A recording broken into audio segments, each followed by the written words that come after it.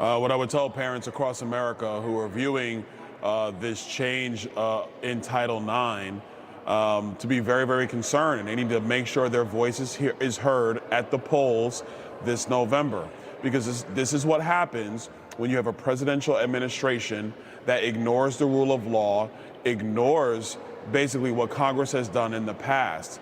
And when they decide to make it up as they go along or make unilateral changes without going to Congress, and they're empowered to do so, this is what you get.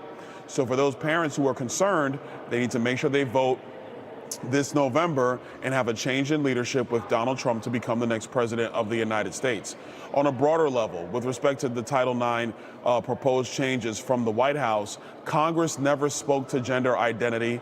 Gender identity is a very controversial topic in our country, not something to be canonized in Title IX to protect women and their athletic competition in schools, whether it's elementary, middle, high school, and obviously college. It was never designed to do that. Congress never spoke to that. So this is an unconstitutional rule that the administration is putting through, where they're trying to define topics that Congress never defined in the first place. This is wrong, and it should be stopped. Many states believe that. Even Florida Republican State Attorney General Ashley Moody saying this, quote, "The idea that young girls can now legally be forced to undress in the same room with males in what is supposed to be a safe space, like a locker room, that a young woman could be randomly assigned a roommate that is a biological male with little to no say over the matter, or that biological men would be eligible for women's scholarships, is ludicrous."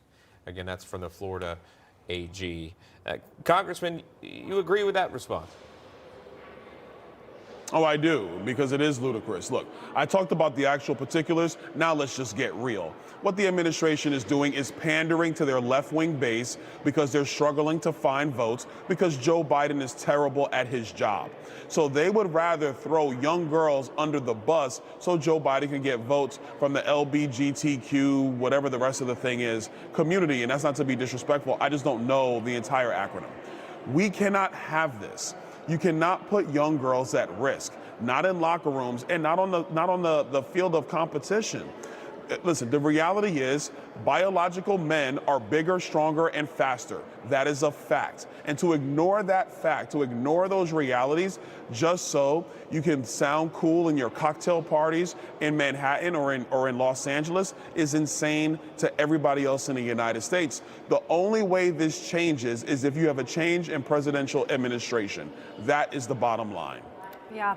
And again, parents of boys and girls, you think they should be motivated to speak up and voice their concerns, because it truly will impact how they go to school, the pronouns that they would be required to use for fellow classmates. You've got to follow the sort of guidelines that are set by these new Title IX proposals. We'll watch the legal challenges.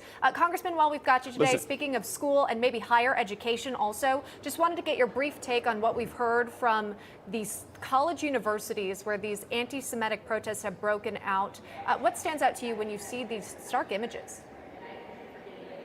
I find it to be very disgraceful. I think some of my colleagues were going to go over to George Washington University today here in D.C. Listen, if you want to protest, that's fine. We all respect the First Amendment. I mean, Joe Biden doesn't. He suppresses free speech.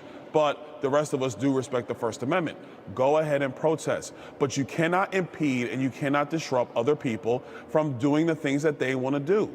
That's where it goes too far. And that's where law enforcement has to step in and corral the situation. You don't want to stop people from protesting. You're free to do that. Listen, if you have college students who want to protest and miss final exams and fail the semester, that's their fault and that's their problem. I mean, that's just the way it is. But what you can't have are these outside agitators come into the situation, take over a college campus, and continue to foment these, it's not even a protest anymore, these uprisings where they're taking over buildings, where they're taking over large swaths of the campus. That is insane.